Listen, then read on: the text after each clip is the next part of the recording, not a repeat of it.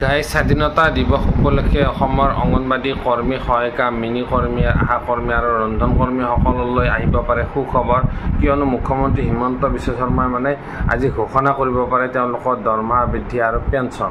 গতিকে আজি চেনেলত যদি নতুনকৈ হৈছে মোৰ চেনেলটো পোনপ্ৰথমে আপোনালোকে ছাবস্ক্ৰাইব কৰি ল'ব যাতে অংগনবাড়ী কৰ্মী সহায়িকাসকলৰ দৰমহা বৃদ্ধিৰ পোনপ্ৰথমে আপোনালোকে খবৰ লাভ কৰিব পাৰে। তো গাইজ ভিডিঅ'টো স্কিপ নকৰাকৈ ভিডিঅ'টো শেষলৈকে চাওঁ। নমস্কাৰ গাইজ, মই মোৰ ইউটিউব চেনেল নিউ টিম ব্লগলৈ আপোনালোকক স্বাগতম জনাইছোঁ। আশা কৰোঁ সকলো ভালে কুশলে আছে। দেশৰ ৭৮তম স্বাধীনতা দিৱস উপলক্ষে আপোনালোকক বহুত শুভেচ্ছা জনালোঁ। অসমৰ বিভিন্ন মন্ত্ৰীয়ে বিভিন্ন স্থানত পতাকা উত্তোলন কাৰ্যসূচীত ভাগ ল'বৰ লগতে অসমৰ মুখ্যমন্ত্ৰী মহোদয় থাকিব।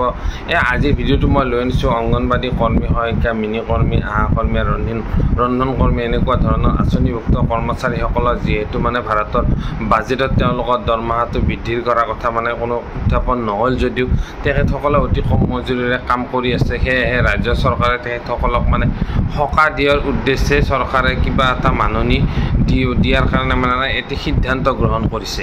কিয়নো ৰাজ্য চৰকাৰবিলাকে নিজাববীয়াকৈ দৰমহাবিলাক অলপ হ'লেও বঢ়াই দিছে। সেয়েহে অসমতো মুখ্যমন্ত্ৰী হিমন্ত বিশ্ব শৰ্মা ডাঙৰীয়াই ইতিমধ্যে ১ লাখ নিযুক্তিৰ কথা কৈছে। অৰুণোদয় আঁচনিৰ পইচাৰ কথা কৈছে 10 তাৰিখে পাই থাকিব।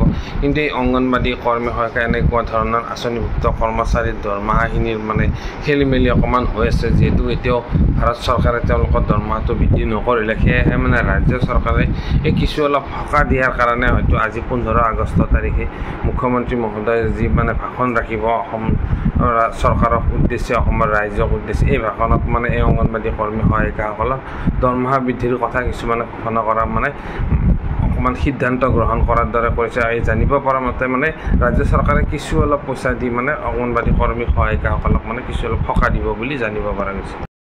গাইজ এতিয়া কথাটো হ'ল সম্পূৰ্ণ ডিপেণ্ড কৰিব এই মুখ্যমন্ত্ৰী মহোদয়ৰ ওপৰত। তেখেতে কিমান দিব পাৰে এই অংগনবাড়ী কৰ্মী সহায়িকাসকলৰ দৰমহাটো বৃদ্ধি কৰে নিজাববীয়াকৈ তেখেতসকলে কিমান দিব পাৰিব সেইটো তেখেতৰ ওপৰত ডিপেণ্ড কৰিব। এতিয়া কোনো ধৰণৰ কিমান কি পইচা বাঢ়িব এতিয়া ক'ব পৰা নাযাব।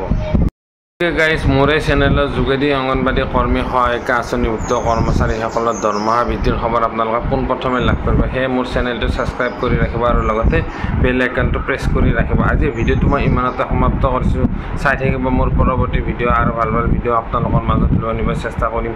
মই আপোনালোকৰ খবৰ পোনপ্ৰথমে লৈ আনিব আপোনালোকৰ ওচৰত চেষ্টা কৰিম। গতিকে আজিৰ ভিডিঅ'টো মই ইমানতে সমাপ্ত কৰিছোঁ।